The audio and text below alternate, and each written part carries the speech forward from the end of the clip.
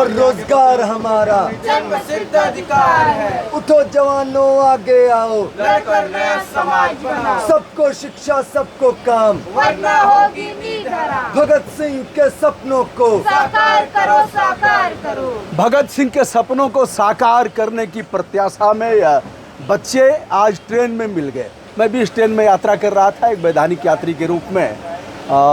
हमारी सीट आरक्षित है और यह लोग मिल गए। कुछ लोगों ने हमें पहचान लिया और हमने देखा तो उत्सुकता भी हुई कि जाना जाए कि यह नौजवान पढ़े लिखे लोग, शिक्षा और रोजगार हमारा जन्मसिद्ध अधिकार। क्या है मामला, क्यों आप लोग ट्रेन में चिल्ला रहे हैं? कुछ यात्रियों को आपत्ति भी हो रही है, कुछ अभी कह रहे हैं कि पढ़े लिखे पढ़ना लिखना चाहिए, अपना कैरियर बनाना चाहिए। जा भैया, जा। हाँ, क्या मामला है, क्या नाम है आपका? मेरा नाम ध्रुव है। हम लोगों की ये टीम दिशा छात्र संगठन की टीम है। BHU इलाहाबाद और गोरखपुर यूनिवर्सिटी में हमारे तमाम साथी पढ़ते हैं। हम लोग पूरे देश भर में इस मांग को लेकर एक बड़ा जन आंदोलन खड़ा करने का प्रयास कर रहे हैं कि इस देश में चाहे एक राष्ट्रपति का बेटा हो, चाहे एक मजदूर का बेटा हो, सबको शिक्षा एक बराबर मिलनी चाहिए। क्योंकि शिक्षा एक बेहद बुनियादी चीज़ है। अगर शिक्षा कई स्तर पे भेदभाव होगा तो जाहिर सी बात है जीवन में आगे फिर कभी न्याय नहीं हो पाएगा एक बच्चे के साथ।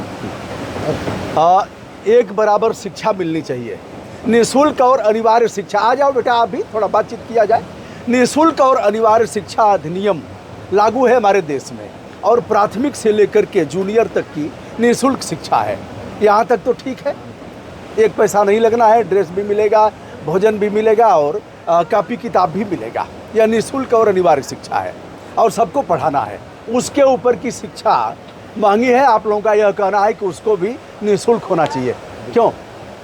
मतलब कहने के लिए बस वो है, बिहार में देखा जाए तो 8.5 लाख के आसपास टीचरों के पद खाली हैं पूरे देश में, सरकारी स्कूलों में, प्राथमिक और जूनियर स्तर के स्कूलों में। तो जब वहाँ पर 8.5 लाख के आसपास टीचरों के पद खाली रहेंगे तो पढ़ाई तो हो ही नहीं सकती। चलिए एक सवाल और, इसी में से सवाल खड़ा हो रहा है कि रिक्त पद हैं लेकिन प्राइमरी स्कूल बंद हैं, जिससे आप लोग बात कर रहे हैं उसका प्रैक्टिकल भी है तमाम प्रदेशों का। हमने विविध प्रदेशों में घूम करके देखा है, विद्यालयों में ताला लग गए, बच्चे जाते नहीं हैं। अध्यापक भी अब अच्छे आ गए हैं, अगर देखा जाए जो नए बच्चे आए हैं वो पढ़ाना भी चाहते हैं, लेकिन लोग अपने बच्चों को भेज नहीं रहे हैं। What is reason about this matter? अब इसमें मसला ये है कि मतलब साजिशन तमाम पार्टियों ने, तमाम सरकारों ने सरकारी स्कूल को बर्बाद करने का काम किया है। जैसे अब यूपी में ही पिछले 6 सालों में शिक्षकों की भर्ती ही नहीं आई है। तो नहीं, मैं दूसरी बात कह रहा हूँ। शिक्षक हैं, विद्यालय भी है, विद्यालय में शौचालय भी है, विद्यालय में सारी सुविधाएं हैं, भोजन भी बन रहा है, MDM। अब पहले जैसी स्थिति, उसके बाद भी लोग भेज नहीं रहे हैं।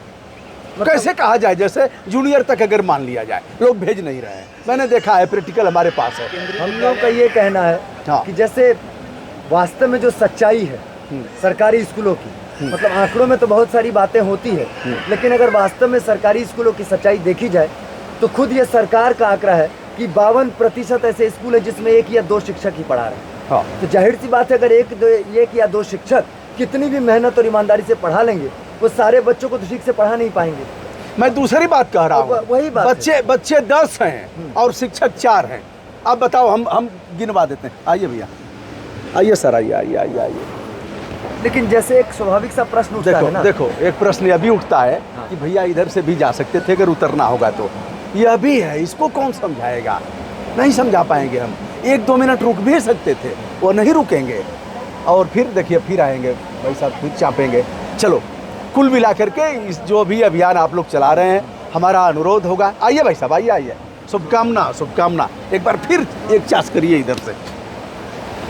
हाँ, तो मैं यह चाहूँगा, बहुत अच्छा कर रहे हैं, जागरूकता की आवश्यकता है और यह हमारा फंडामेंटल राइट है।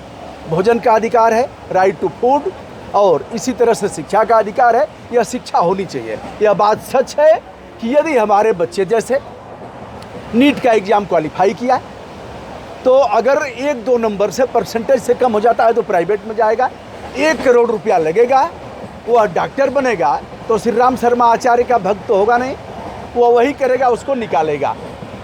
तो और क्या है बताओ, कुछ आओ इधर आ जाओ बेटा, बताओ क्या है, आप लोग कुछ बताओ, अपने भी बताओ। अरे कुछ बोलो, बताइए क्यों? बोलो।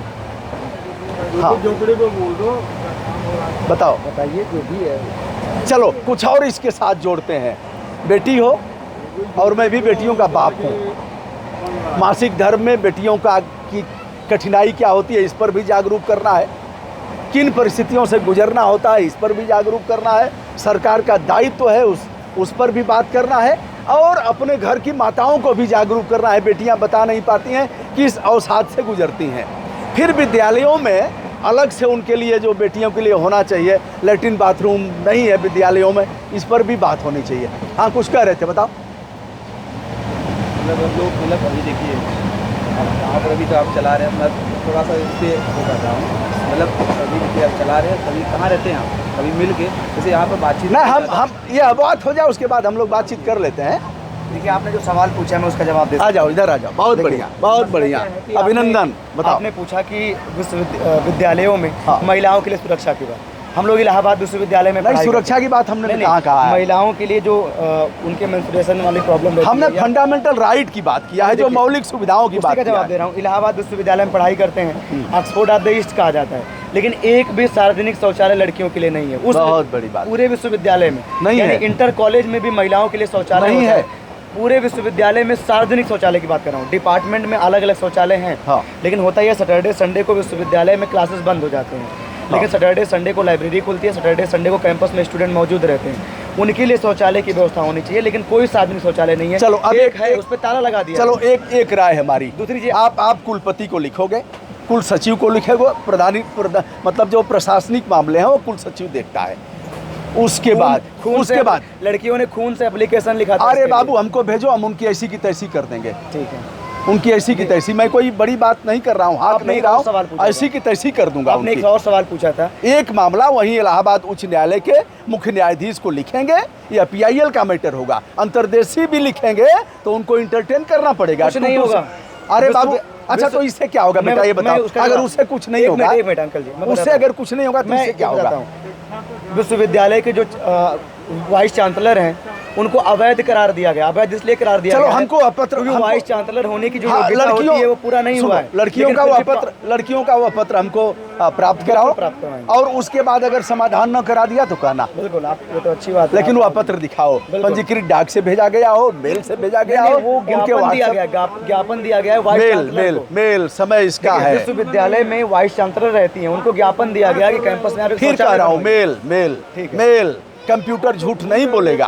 हम जैसे ही भेजेंगे उनके WhatsApp पर तो मेल उनका करना। मोहर लगा है उस पर। चलो हम बता देते हैं अपना। इन बच्चों के लिए हमारी शुभकामनाएं। कुछ कर तो रहे हैं, इसलिए इनका हौसला बढ़ाना है, और जो मांग कर रहे हैं उस मांग से हम अपनी सहमति व्यक्त कर रहे हैं। दोस्तों, मैं हूं ब्रजभूषण दुबे। ट्रेन में यात्रा करते करते मिल गए हैं बच्चे, और यह हमारी ड्यूटी है कि इनका हौसला बढ़ाएं, और कहीं चूक हो रही है तो उस पर भी हम इनको बताएं।